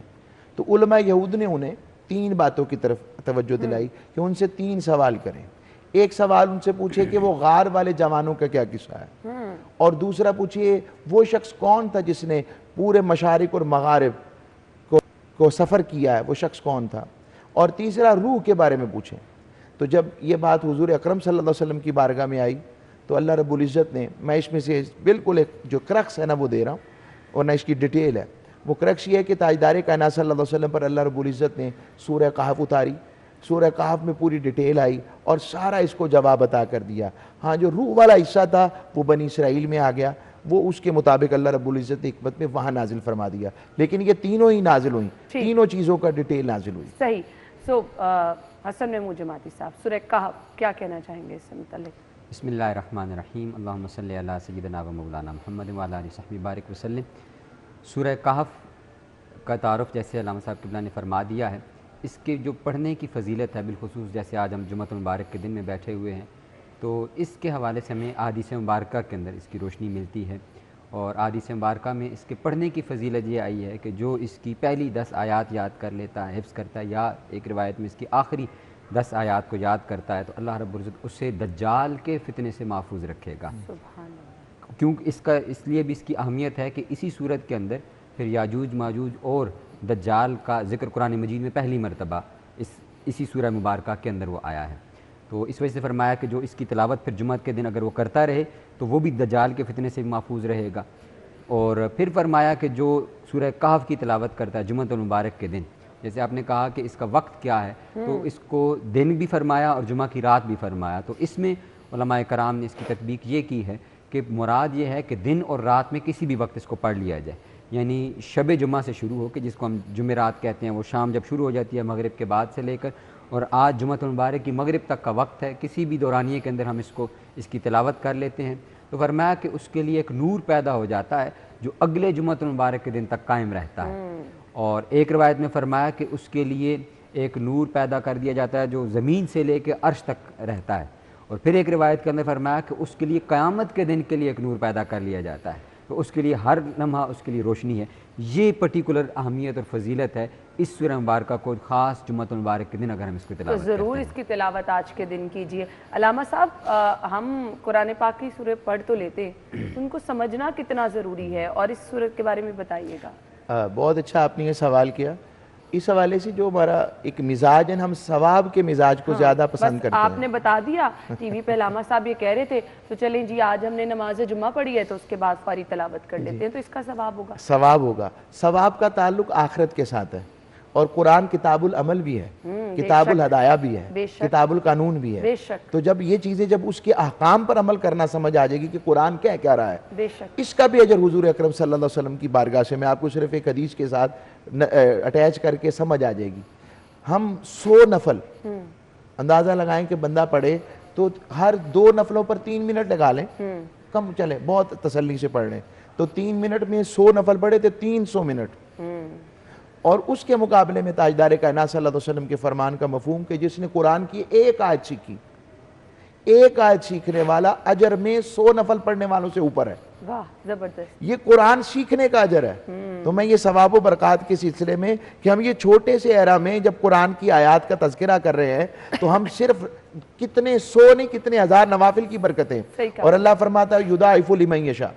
اب میں دوسری طرف آ جاتا ہوں کہ سورہ الکہف، کہف کہتے ہیں غار کو، غار کی نسبت اللہ رب العزت نے پورے قرآن میں ایک نسبت کا تسلسل بیان کیا ہے، اور اس کو میں صرف عقلی طور پر ایک ایگزامپل سے اگر کوڈ کروں کہ ایک 500 روپیہ یا 1000 روپیہ ملی اسکوائر میٹر کی ایک ٹائل لے لیں آپ، اور وہ ٹائل جو ہے ہم اپنے گھر میں فرنش کرنے کے لیے لگا دیں، اور اسی قیمت کی ٹائل اگر ہم مسجد میں لگا دیں تو فرق کیا آئے گا؟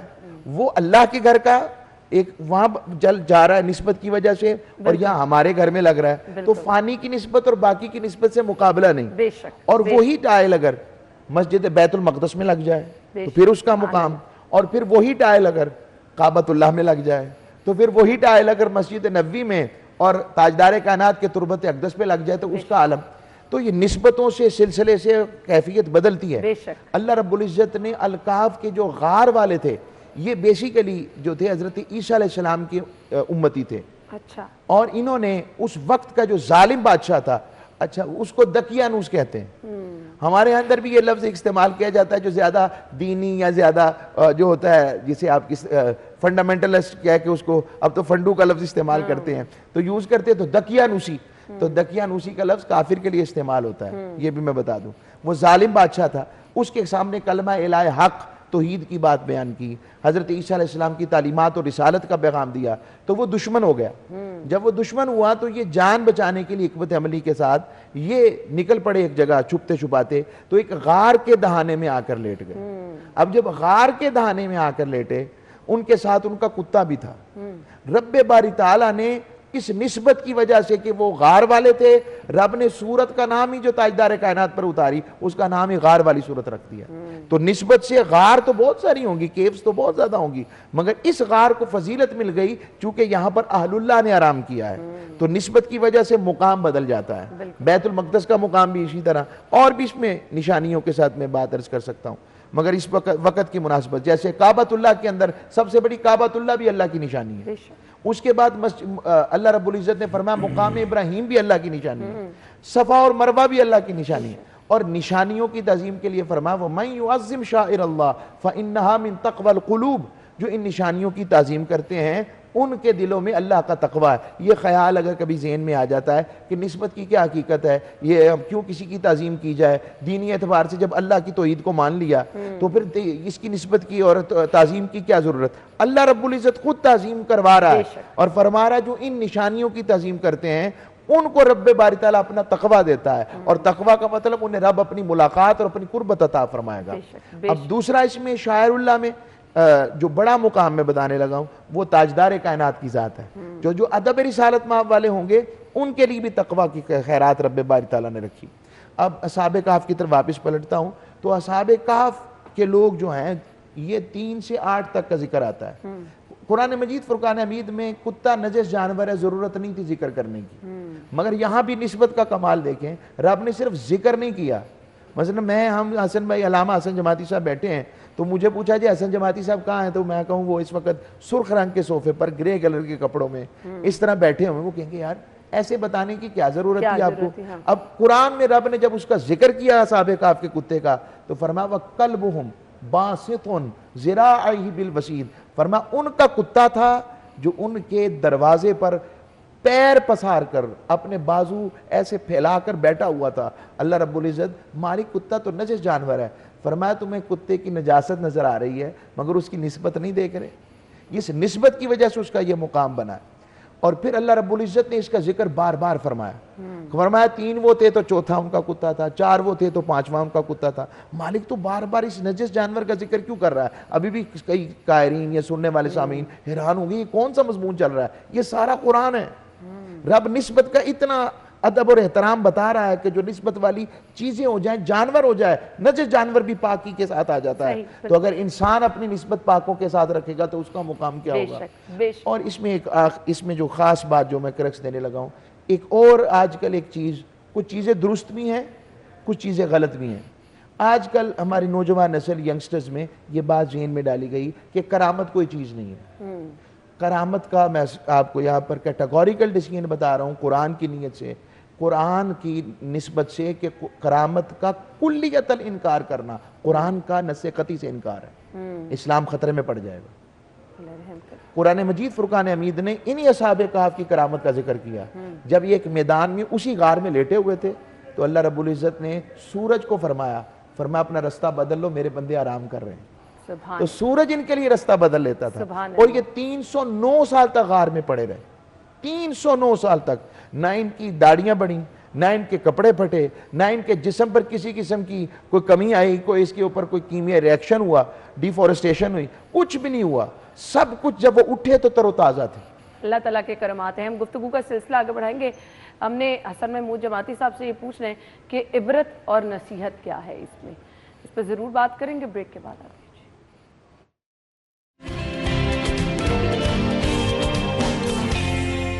Welcome back once again. سورہ کہف کی ہم بات کر رہے ہیں تو عبرت اور نصیحت کے کچھ واقعات اس میں ہیں۔ جی حسن محمود جماعتی صاحب کی طرف آئیں گے۔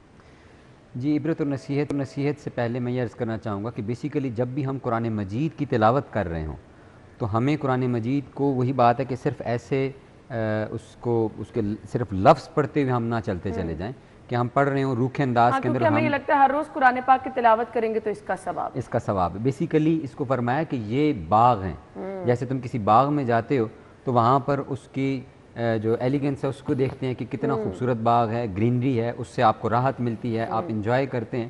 تو فرمایا کہ بے شک ایک آیت کی ہی تلاوت کی جائے لیکن وہ پوری توجہ کے ساتھ کی جائے, اس سے نصیحت حاصل کی جائے اس کو. یہ امام غزالی نے اور علماء کے اندر امام طوسی نے بھی اس کو بڑی ڈیٹیل کے ساتھ پورے اس کے چیپٹرز ڈسکس کیے ہیں کہ جب بھی قرآن مجید کی تلاوت کر رہے ہوں تو ایک ایک لفظ اور ایک ایک آیت کے اوپر جو قرآن بار بار کہہ رہا ہے کہ افلا یتدبرون افلا یتفکرون, تو اس کا معنی یہ ہے کہ وہاں پر رک جائیں, رک کر اس کو پہلے ایک لفظ کے اوپر غور کریں کہ یہ اللہ رب العزت فرما کیا رہا ہے, اس ایک ایک لفظ کی گہرائی کیا ہے اور اس کے اندر ہمارے لیے نصیحت کیا ہے. ایک اور پہلو اس کا یہ ہے کہ قرآن مجید کے اندر بعض جگہ پر ہمیں ملتا ہے یہ عربی گرامر کے اعتبار سے واحد مذکر حاضر کا صیغہ ہوتا ہے, یعنی فرسٹ پرسن کو یہ بات کہی جا رہی ہوتی ہے, سیکنڈ پرسن کو یہ بات کہی جا رہی ہوتی ہے جو مخاطب ہوتا ہے, اور براہ راست ون پرسن کو یہ بات کہی جا رہی ہوتی ہے.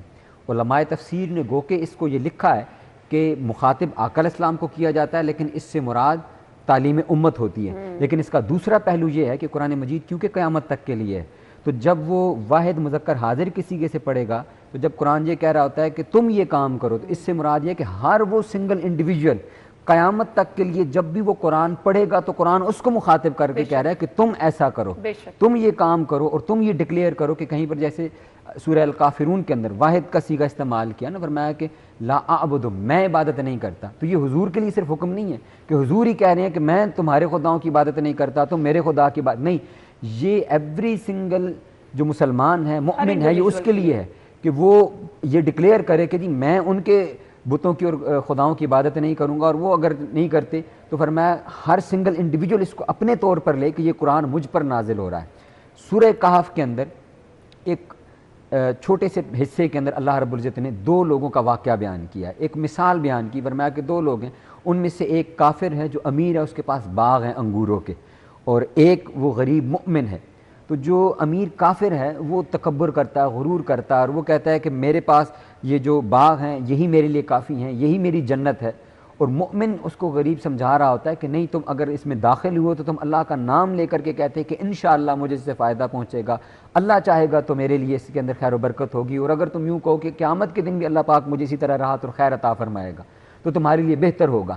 جبکہ وہ شخص کہتا ہے کہ قیامت کے دن دیکھی جائے گی میرے لیے حصہ ہے یا نہیں ہے.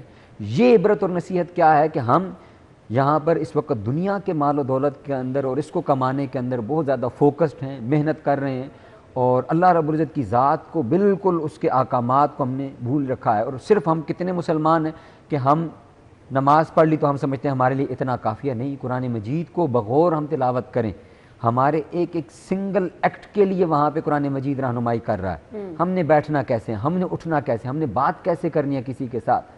وہ جو اقبال نے کہا ہے نا کہ وہ معزز تھے زمانے میں مسلمان ہو کر اور ہم خار ہوئے تارک قرآن ہو کر. یہ جو ہماری اس وقت پاکستانی سوسائٹی کی اور اوورال پوری امت مسلمہ کے زوال کی وجہ ہے, وہ قرآن مجید سے ہمارا جو یہ تعلق و رشتہ ہے کہ ہم نے اس سے گائیڈنس لینا چھوڑ دی, ہم نے اس پر عمل کرنا چھوڑ دیا, اور ہم نے اس کو محض ایک ثواب کی کتاب ہے. ہم صحیح طرح سے فیصلے بھی اپنی زندگی میں نہیں کر پا رہے اور اس کے اچھے نتائج بھی نہیں مل رہے. علامہ صاحب, آج کل ایک ٹرینڈ ہے, مطلب میں اکثر لوگوں کو دیکھتی ہوں گھروں میں, ویسے میں خود سال ہر سال سے یہ پریکٹس کرتی ہوں کہ جب دفتر آتی ہوں تو میں گاڑی میں سورہ رحمان کی تلاوت سن کے آتی. سو ہم تلاوت سن لیں, پڑھ لیں, زیادہ ثواب کس میں؟ دیکھیں, قرآن ایک ایسی عظیم کتاب ہے, اس کو دیکھنے کی بھی ثواب ہے, عبادت ہے. ماشاءاللہ. قرآن کے لفظوں کو سننے کا بھی اجر ہے.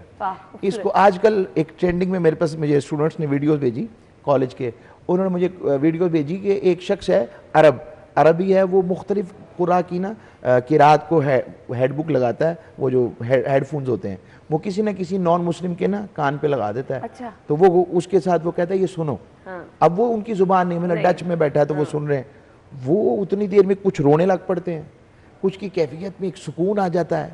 تو وہ ان سے بعد میں پوچھتا ہے وٹ از دس, کہتے ہیں دس اے قرآن, یہ مسلمانوں کا قرآن ہے. وہ کہتی ہیں یہ مسلمانوں کا قرآن ہے, اس میں اتنا سکون کیسے ہے, اس میں بڑی نغمگی ہے, اس میں بڑا اقرار ہے.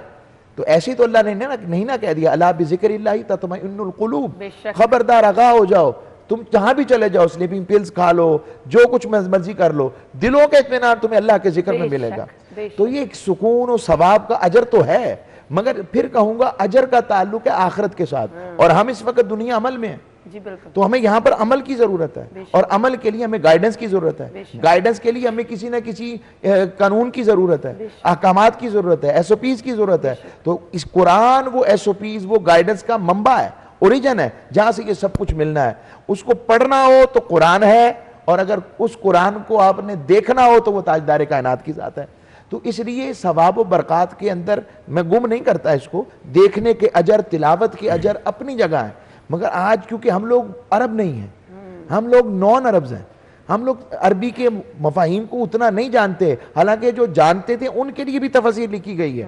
تو تفسیر کو اردو میں ترجمے کا مقصود کہ آپ تھوڑا تھوڑا ترجمہ بھی ساتھ سمجھیں, کہ مولا علی المرتضیٰ کی جو بات ہے وہ اصل میں سمجھ لگ سکے, جو وہ فرماتے ہیں کہ جب میرا دل کرتا ہے میں اللہ سے باتیں کروں تو میں نماز پڑھتا ہوں, اور جب میرا دل کرتا ہے میرا اللہ مجھ سے باتیں کریں تو میں قرآن پڑھتا ہوں. تو جب ہم جانتے ہی نہیں کہ ہمارا مالک کیا باتیں کر رہا ہے, پھر قرآن پڑھنے کے اندر بھی ترتیل کا, بڑے ٹھہر کے پڑھیں. میں آپ سے باتیں کر رہا ہوں تو میں اگر بات کروں کہ اگر سپیڈی وے میں کیا حال چال ہے, کیسے ہیں, کس طرح, آپ کہیں گے کیسے بات کر رہے ہیں آپ مجھ سے. تو میں جب رب سے باتیں کروں تو قرآن کو بس الحمدللہ رب العالمین کی طرح پڑھوں, اور اگر پڑھوں الحمدللہ رب العالمین الرحمن الرحیم, یہ اس کے اپنا ایک مزہ ہے. آپ مالک سے باتیں کر رہے ہیں یا سن رہے ہیں کسی اچھے قاری کو, تو یہ اس ثواب و برکات اپنی جگہ, مگر اس کے تفسیری اور اس کے عمل کو سمجھ کے ادا کرنا, اور اس میں ہر چیز ہے. جب قرآن میں رب نے کہہ دیا ہر خوش کو تر شے کا ذکر ہے تو موجود ہے اس کے اندر ذکر. بے شک. سورہ کہف کی طرف آ جاتے واپس, 4 فتنوں کا ذکر کیا گیا, اس پہ ذرا روشنی ڈال دیجیے گا. 4 قصوں کا ذکر ہے. پہلے تو ہم نے اصحاب کہف کا ذکر کر لیا. دوسرا ذکر اس کے اندر وہ جو 2 ابھی ذکر کیا باغ کا, وہ ذکر آ گیا. تیسرا اس کے اندر حضرت ذوالقرنین ان کا ذکر آیا. ذوالقرنین کے حوالے سے کچھ مختلفی روایت بھی ہیں, ہم ان کو باقاعدہ حضرت ذوالقرنین کہتے ہیں. ذوالقرنین کا ایک معنی ہوتا ہے 2 سینگوں والا. جی بالکل. مگر یہ سینگ ایک سمجھے آپ کے یہ ایک استعارہ ہے, اصل میں 2 مشارق اور مغارب کی طرف اشارہ ہے کہ انہوں نے مشرق و مغرب کا سفر طے کیا ہے. کئی لوگ اس طرح بھی کہیں کہ سکندر اعظم سے مرادی ذوالقرنین ہے, مگر یہ مختلف ہی مسئلہ, میں اس میں نہیں جا رہا, میں حضرت ذوالقرنین پر ہی رہتا ہوں. تو حضرت ذوالقرنین نے وہ ایسی شخصیت کہ یاجوج ماجوج کو انہوں نے روکا تھا. یہ اس فتنے کا ذکر, اور یاجوج ماجوج کے حوالے سے یہ بات حدیث میں اور تفسیر میں آتی ہے کہ یاجوج ماجوج کا فتنہ اور یہ دجال کے فتنے کے ساتھ ہی ہے. یہ بہت خطرناک فتنہ ہے. اور یہاں تک بھی ہے کہ کچھ لوگ اس طرح بھی گئے کہ یاجوج ماجوج جو ہیں یہ اصل میں اینڈ آف دا ارتھ کے اوپر ہیں, یہ یہاں کی زمینی مخلوق نہیں ہے. کچھ اس طرح بھی نئے ریسرچ کے اندر گئے ہیں. ایک اور بڑے اچھے ایک زبردست قسم کے نئے فلاسفر, تھنکر اور اکانومسٹ اور ریسرچر ہیں, ڈاکٹر حسین محی الدین قادری نے اس کے اوپر بڑا زبردست کام کیا ہے. وہ پڑھنے سے تعلق رکھتا ہے یاجوج ماجوج کی حقیقت کے حوالے سے, قرہ ارضی کی حقیقت کے حوالے سے. تو یاجوج ماجوج کا جو ذکر آتا ہے کہ آپ نے ایک دیوار قائم کر دی تھی, اور وہ ہر روز دیوار توڑتے ہیں اور انشاءاللہ کہنا بھول جاتے ہیں, تو صبح جب اٹھتے ہیں تو دیوار قائم ہوتی ہے. تو اللہ رب العزت کے اذن سے جس دن وہ انشاءاللہ کہہ دیں گے یہاں پر یاجوج ماجوج آ جائیں گے. اور اس میں ایک اگلی بات اہم اور کر دوں, بہت سے لوگوں کو قیامت بڑی جلدی لانے کا شوق ہے. میں ان کے لیے کہوں گا کہ ایسا نہ کریں. یہ جب تک نشانیاں بے شک شروع ہو چکی ہیں, چھوٹی نشانیاں شروع ہو چکی ہیں, کب تک چلیں گی علم نہیں. آقا صلی اللہ علیہ وسلم کا زمانہ بھی کثیر ہے. تو یہ 3 چیزیں میں نے بتا دی. چوتھا حضرت موسیٰ علیہ السلام کا حضرت خضر علیہ السلام سے ذکر ہے, ملاقات کا ذکر. یہ اس میں 4 چیزوں کا ذکر یہاں موجود ہے. اور حضرت موسیٰ علیہ السلام کا خضر علیہ السلام سے جو ملاقات کا تذکرہ ہے, موسیٰ علیہ السلام نے یہ جملہ فرمایا آپ نے خطاب کرتے ہوئے, اس وقت قرہ ارضی میں میرے جیسا عالم نہیں ہے. آپ نے بات درست فرمائی, مگر اللہ رب العزت نے فرمایا میرے نبیوں کے لیے ہے کہ وہ اتنے ہی عاجز ہوں. تو اللہ رب العزت نے فرمایا آپ کی میرے خضر سے ملاقات بنتی ہے. خضر علیہ السلام جو ہیں ان کے حوالے سے مختلفی, کچھ ان کو نبی قرار دیتے ہیں اور کچھ ان کو ولی قرار دیتے ہیں. جو لوگ انہیں ولی قرار دیتے ہیں وہ یہ کہتے ہیں کیونکہ نبی کی عبادت چھپ کر نہیں ہوتی, نبی کی ہر چیز اوپن ہوتی ہے. وہ سیرہ کے لیے اسوہ ہوتا ہے, تو فالونگ پاتھ انہی کا ہوتا ہے. تو یہ ولی ہیں. کچھ لوگوں نے یہ کہا ہے, کچھ لوگ اس کے نبوت کی طرف گئے ہیں. میری ریسرچ, ہم جو ریسرچ کے مطابق, جس کا اگر وہ والا ٹاپک نبوت سمجھتے تو کوئی حرج نہیں, یہ بہت کو کیا کہتے ہیں بنیادی اسلام کا مسئلہ نہیں, اس میں اختلاف ممکن ہے. تو ولی ہیں, تو ولی کی جو کام نبی کرتا ہے, اہل اللہ, کیونکہ نبوت تو آقا علیہ السلام کے بعد نہیں آئے گی, تو ایسے اہل اللہ جو شریعت کے پابند اور اہل اللہ ہوں, ان کی تلاش میں جانا موسیٰ علیہ السلام نے کر کے بتایا. صالحین کو ملنے جانا نبیوں کی سنت ہے, سبحان اللہ. ان کے پاس جانا. اور حضرت خضر علیہ السلام کو وہ ملنے گئے اس حالت میں کہ آپ نے مچھلی, ان کے ایک سٹوڈنٹ تھے یوشع بن نون جو بعد میں نبی ہوئے, انہوں نے ایک بنی ہوئی کٹی ہوئی مچھلی رکھی ساتھ. جب وہ بنی ہوئی کٹی ہوئی مچھلی ایک مقام پر پہنچی تو زندہ ہو کر, قرآن کہتا ہے کہ وہ سرنگ بناتی ہوئی سمندر میں گم ہو گئی. اور جب گم ہو گئی تو وہ حضرت یوشع بتانا بھول گئے, اور جب آگے جا گئے تو حضرت موسیٰ علیہ السلام کو بھوک محسوس ہوئی. کہا یوشع وہ کھانا لائے, لنچ کر لیں ہم. کہا وہ تو میں فلاں مقام پر بھول آیا تو مچھلی تو زندہ ہو گئی تھی. فرمایا وہی مقام تھا, ذالک ما کنا نبغی, وہی مقام تھا جسے ہم تلاش کر رہے تھے. اور واپس پلٹے, اور جب پلٹے تو وہاں پر حضرت خضر علیہ السلام سے ملاقات ہوئی. یہاں بھی کرامت کا ایک ذکر مفسرین نے کیا ہے, وہ یہ ہے کہ حضرت خضر علیہ السلام اس وقت وضو کر رہے تھے, اور آپ کے وضو کے پانی کے چھینٹے اس مچھلی پر پڑے تو وہ زندہ ہو گئے.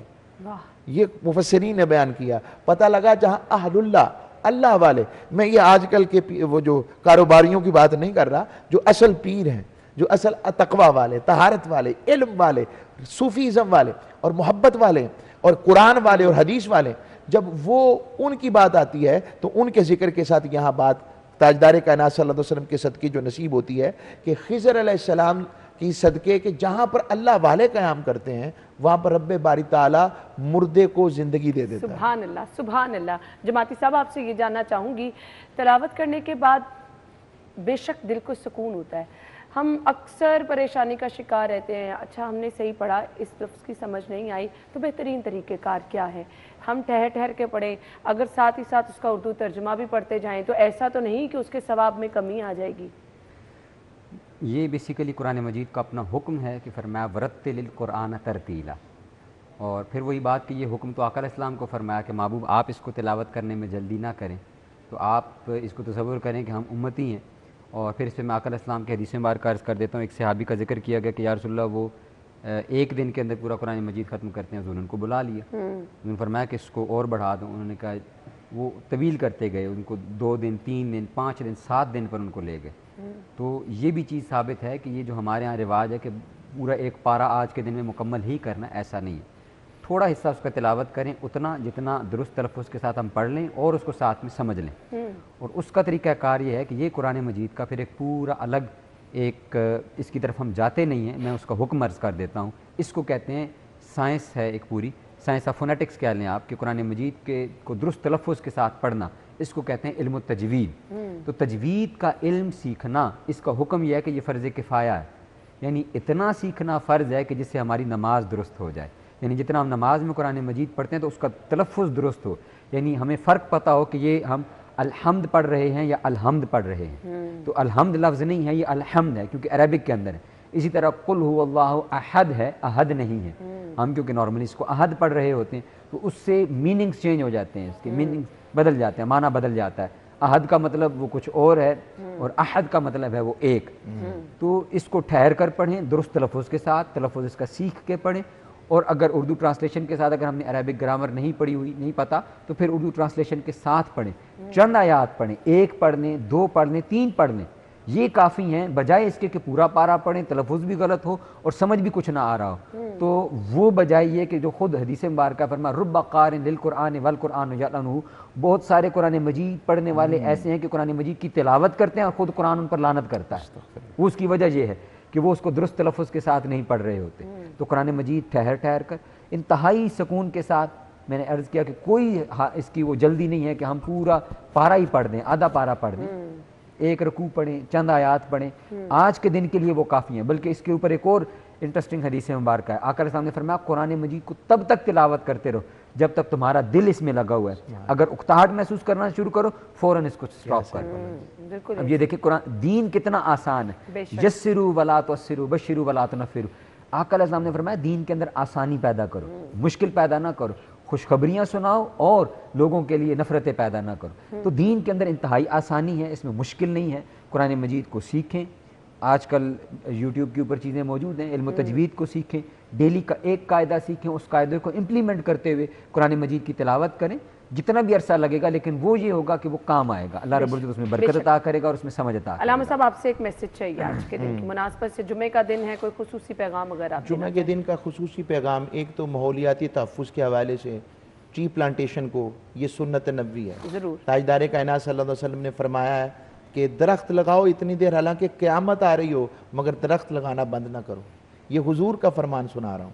اور اپنے ارد گرد کے ماحول کی صفائی کو, الطہور شطر الایمان, ہم وہ لوگ ہیں جن کے ایمان ہی نصف ایمان ہی صفائی کے اندر ہے, اور اس کو ہمیں خیال کرنا چاہیے. اور دوسری جو سورہ کہف کے حوالے سے جو علم کا فتنہ, اور پھر بعض ظالم و ظلم کا فتنہ, پھر الہاد کا فتنہ, اور آگے آ جائیں تو پھر اس میں مال کا فتنہ اور دین کا فتنہ, اللہ ان فتنوں سے ہمیں بچائے. جو 4 واقعات میں ہمیں نظر آ رہے ہیں, اور ہمیں چاہیے کہ ہم اپنے دین کے ساتھ جڑیں, قرآن کے ساتھ جڑیں, اور قرآن فہمی حاصل کریں. قرآن کو سمجھ کر, جو لطف آپ کو سمجھ کر آئے گا نا, وہ قرآن ختم کر کے نہیں آئے گا. جب اس کو سمجھ کر پڑھیں گے تو آپ کو لذت طاری ہوگی کہ قرآن مجھ سے کیا باتیں کر رہا ہے, میں یہ بھی غلط ہوں, میں یہ بھی ٹھیک ہوں, میرا رب اتنا پیار کرتا ہے مجھ سے. آپ کو بہت کچھ نصیب ہوگا اگر آپ قرآن کو قرآن سمجھ کر پڑھیں گے. بے شک, اور یہ کر کے دیکھیے تو پھر آپ دیکھیے کتنا آپ کو لطف آئے گا. جماعتی صاحب کیا پیغام ہوگا؟ پیغام یہی ہے کہ قرآن مجید کے حوالے سے یہ ہے کہ ایک تو اپنا تعلق قرآن مجید کے ساتھ جو ہمارا ٹوٹا ہوا ہے اس کو استوار کریں, اپنی نسلوں کو, بچوں کو اس کو باقاعدہ سکھانے کا اہتمام کریں. آقا علیہ السلام نے فرمایا کہ ادبوا اولادکم ثلاثۃ خصال, اپنی اولادوں کو 3 چیزوں کی تعلیم دو. پہلی چیز اس میں فرمایا کہ اپنے نبی کی محبت, یعنی آقا علیہ السلام کے ساتھ ان کا انس اور پیار اور محبت بڑھ جائے. دوسرا فرمایا کہ آقا علیہ السلام کی اہل بیت اطہار کے ساتھ محبت, اور تیسری چیز فرمایا وہ قرآن مجید کی تلاوت ہے. تو یہ 3 چیزیں اس کے ساتھ ہم تعلق پیدا کریں تو انشاءاللہ اللہ رب العزت کی بارگاہ سے کرم, فضل و رحمت ہوگا. ہماری یہ جتنے معاملات بگڑ رہے ہیں یہ سنورتے چلے جائیں انشاءاللہ. اللہ تعالی ہم سب کے اوپر اپنا خصوصی کرم کرے. آپ لوگوں کے وقت کا بہت بہت شکریہ. تھینک یو سو مچ, جزاک اللہ. اس کے ساتھ ہی ہمیں اجازت دیجیے, اپنا خیال رکھیے گا. اللہ حافظ.